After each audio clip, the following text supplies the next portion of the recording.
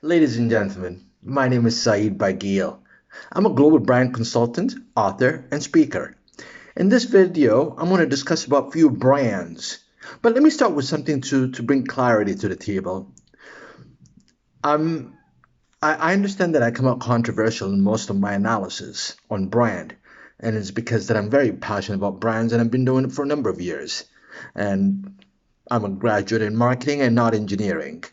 I pursued marketing and I transformed myself from just marketing into brand. For the past 25 to 30 years, that's what exactly I've pursued. And I became a consultant 18 years ago. Now, when I analyze brands, I do not analyze them because I just want to build or create sort of opposition to my line of thoughts. No, it's because I see a problem and I address a problem. And that's how it works with me on brand. When I analyze brand, I see what exactly is the approach. Does that approach make sense? And if there's a fundamental problem in the approach, then I would highlight it. Not because I want to criticize the brand or I want to criticize the company, not at all. It's because my core responsibility as a brand myself, I have a great purpose, and my purpose is to empower the region on the understanding of how brands work over commodity or how marketing mix works over just an advertising noise.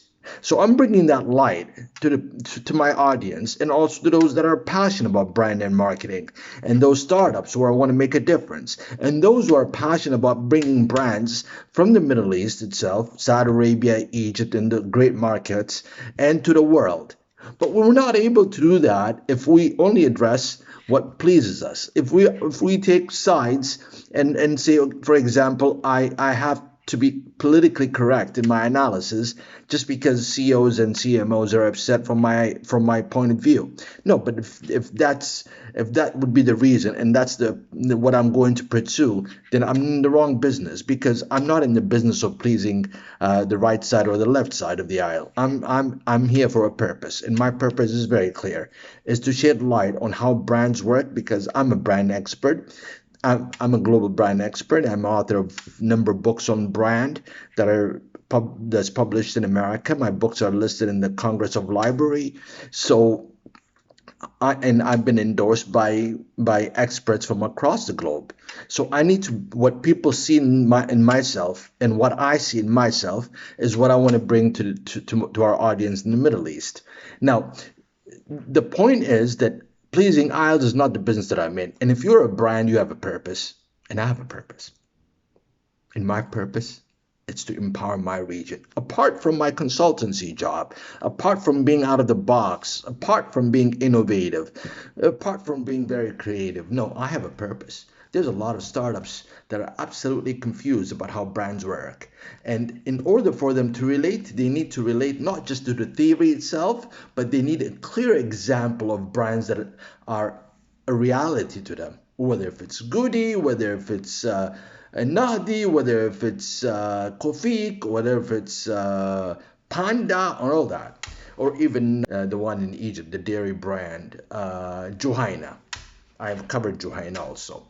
Now, given that fact itself, and I want to empower them, that became my purpose. My purpose is to be remembered that I did something for my region, though I don't even live in the region itself, though I was raised abroad in Europe and America. But nevertheless, my roots, I'm an Arab.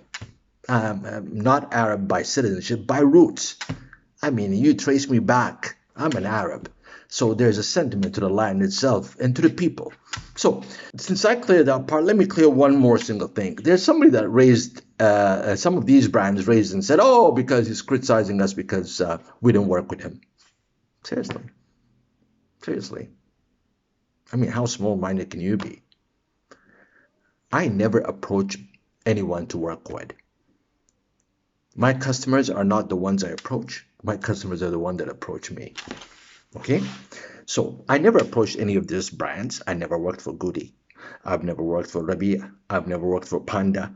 I've never worked for Flying Ass. I never worked for Nahdi. I've never worked on anything. The way I do it is I just see a problem. I raise the issue. I do my data research, and then I make my insight. Based on that insight, and from my experience on brand and marketing, I apply it. Now, 99.9%, sorry, yes, I am confident, not arrogant. 99.9% of what I predicted was always right. When Kofik went off, when Goody went off and introduced Kofik when they lost the license of Nescafe and launched all over the place, Kofik and all that stuff, whatever Nescafe owns, they replicated it. I said it's going to fail.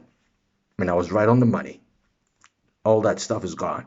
The only thing that they have is Kofik, and there's a bit of soul back to it now.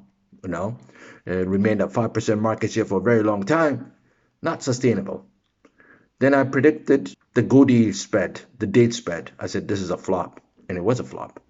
I predicted the BIT would not get anywhere replicating Lipton. I was right. I predicted Pendity by Panda would not get anywhere. I was right. I predicted that Hyper Panda would be treated the same way people go to supermarket because they lack the knowledge of what Hyper Panda is. I was absolutely right. So if I am educating the public, you should not be sad. Or, I mean, sorry, you should not be upset because I have a purpose and you have a purpose in business. My purpose is not all about money. It's not about money. It's about the right, the truth, bringing the truth to the people. And second of all, if the other small mind says, if he criticizes it just because we want to approach it, no, I would not take any of these businesses on board. Example, if Panda approaches me tomorrow and says, hey, we want you to work on our brand, I would not go because I covered it. I covered it. And Nadi, no, I wouldn't go. In fact, the Nadi approached me before through my other company, which is the Core Code. Ribetti, no, I would not work on any of these brands. Not because of these brands, because I know there's a culture problem. I know the mindset is also that comes from two types of schools. It's either the P&G or Unilever school. And these kind of schools are cluttered schools in marketing. They fuel so much, they replicate what they learned with the multinationals into the local. That's why most of these brands are so commoditized. I mean, go to the supermarket aisle, the same sort of communication, the same sort of look and feel, the same sort of moment of truth. Everything is replicated to the bone. That's why the market is commoditized. As long as your back end is hired from these two schools, which are the dominant in the region, the replication is so high that the point of difference does not seem to exist at all. So I would like just to share this. We have more stuff coming. Watch for my dairy category analysis and Marai trying to win market share on the powder milk. Sasa Halib Saudi and where are they heading? Are they a brand or are they a commodity? Coming up. Thank you.